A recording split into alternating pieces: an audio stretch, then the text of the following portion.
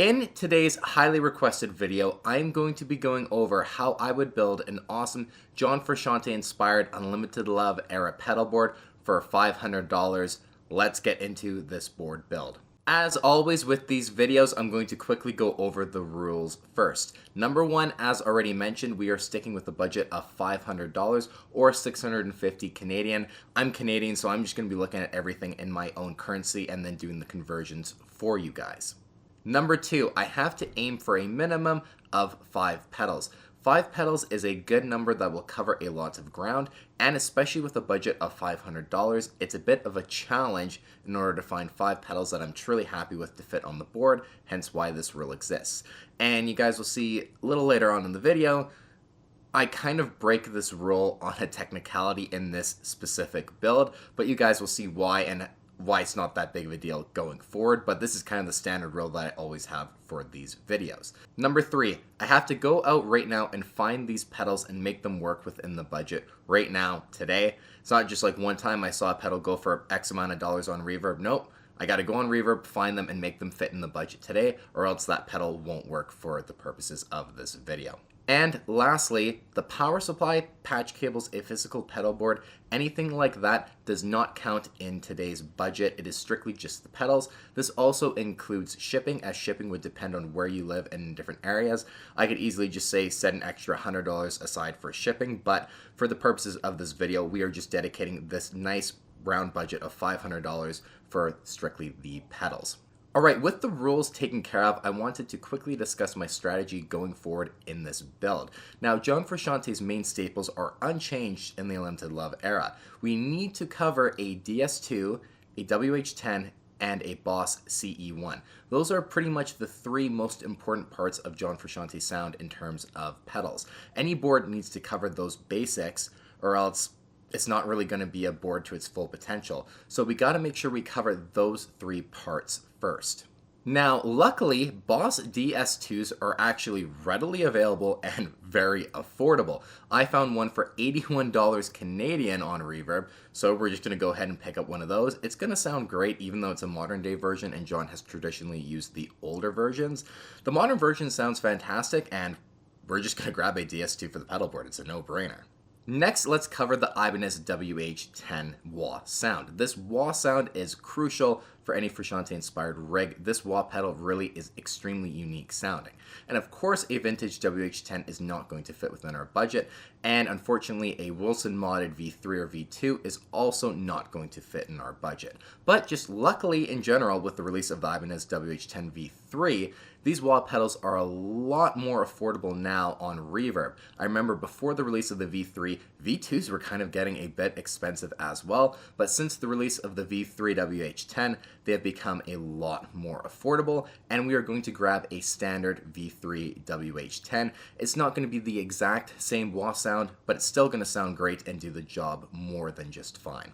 The best price on Reverb that I was able to find for a V3 WH10 is $152, so we are adding that to the board.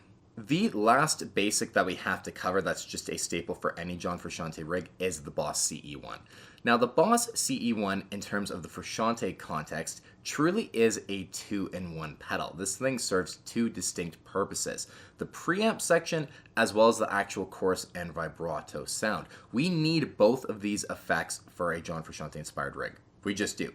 That preamp is super important for not only controlling other pedals and kind of acting as an attenuator, but also it helps to boost everything and provide a little bit more of a standard crunch sound than you would normally get with just a cleaner amp.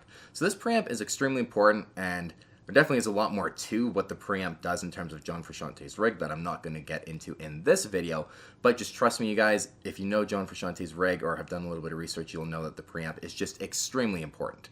Plus, then we also need to be able to cover at least chorus, something similar to a Boss CE1.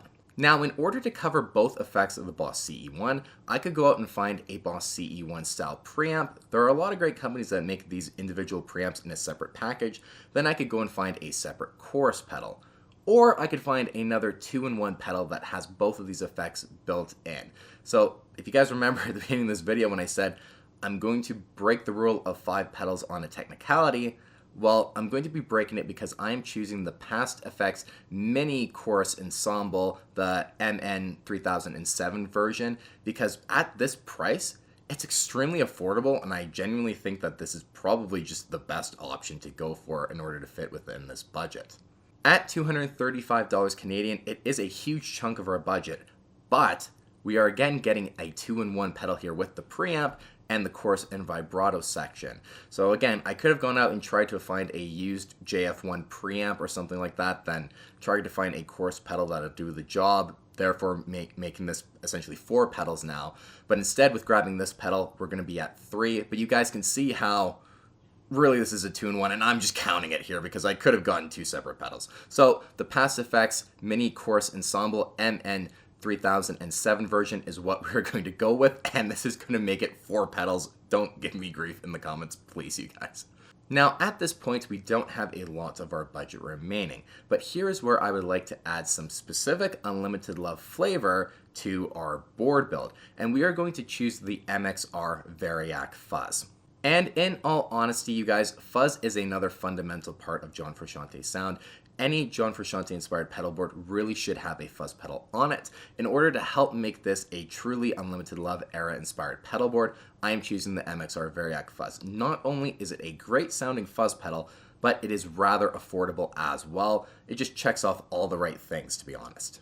The lowest priced MXR Variac Fuzz that I could find was for 156 Canadian dollars, rounding off our pedal board, which is 4 pedals, but technically again 5. And once again, we have come in under budget for this board build. We are at 624 out of 650 Canadian dollars, or 480 out of 500 USD. So I'm 3 for 3 in terms of coming in under budget. You can use whatever's left over for patch cables, put it towards the power supply, shipping, stuff like that. I'm just happy we're able to get a killer Unlimited Love era John Frusciante inspired pedal board for less than $500. Alright, so let's go over the pedal board in its entirety in the signal chain that I would personally recommend. Number 1, we have our Boss DS2. Next, we're going to add the MXR Variac Fuzz, followed by the Ibanez WH10 V3, finally ending off with the Past Effects Chorus Ensemble MN 3007 edition. And there you guys go. This pedal board truly is a great Frusciante inspired pedal board for any budget, to be honest. Even a budget higher than this that we set it for in this video, this is a great pedal board, and you can just expand and add things as you move along. All of these basics are covered, and like I said, it's extremely important to cover the basics, and unfortunately, just with the limits of this video's budget, I couldn't add any more touches that made it just a little bit more Unlimited Love inspired. But we can save that for the $1,000 budget video that I'll be making very soon. So please, you guys, if you enjoyed this video, hit subscribe and ring that bell button to be notified when the $1,000 budget will be coming out. If you guys want, maybe I'll do one for even over $1,000, $1,500, $2,000, whatever you guys want. But just let me know in the comments down below so I know what you guys want to see. Let me know in the comments down below as well if you would have done anything differently. I do think, though, that with the budget, again, and needing to cover the basics, this is generally the best course of action to take if you want to build a John Frusciante inspired pedal board for $500. I don't think I would have honestly recommended anything other than what I recommended in this video, but if you have something different, let me know in the comments down below. As always, you guys, thank you so much for watching, and we'll see you on the next one.